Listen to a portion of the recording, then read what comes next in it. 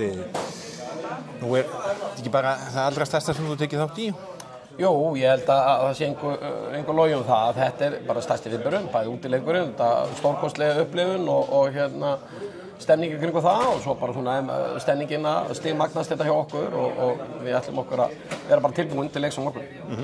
Og svona viðburðurinn náttúrulega sem slíkur, eflaust eitt sá stærsti sem farið fram hérna í handbolta á Íslandi og eða bara íþróttum? Já, ég held að þetta hljóta að vera bara stærsti viðburður sem fram hefur farið hérna á landinu. Eitt svona stakur leikur, þannig að við svo sem getum ekkert verið að hugsa mikið það. Við erum þetta bara einbeitt okkur á okkur og okkar leikplani og það svona það sem við erum að reyna að gera þessa dagana og tökum núna loka á fund og æfingu seinnipartinn í dag og vonandi verðum við bara tilbúin í verkefninu á morgun.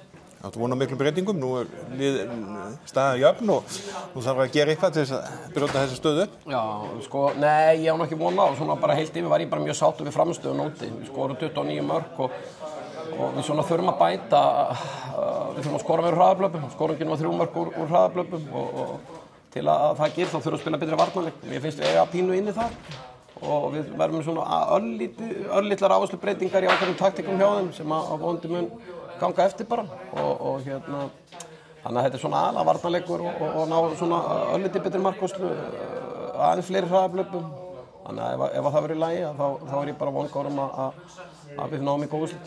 Undirbúningurinn þessa viku við svona hefðbundin eins og bara úrslitaleiki á Íslandsmótinu eða? Já, bara þannig sko. Við höfum ekkert verið að gera mikið læti úr þessu. Við vorum alltaf bara að ferðast hérna á milli landa og svo bara tekið 2 fundi og æft og bara við höldum bara okkar striki. Þetta er rútínar að liða hjá mér og við höfum því að vera að spila stóra leiki þannig að við höfum bara undirbúningurinn góður og bara okkur með bara vel áfram og vonandi verðum við bara í toppstandi þetta morgun. Hvernig svona viltu sjá morgundaginn þróast? Þegar þið mætið hérna og hvernig svona síðustu klukkutímandir?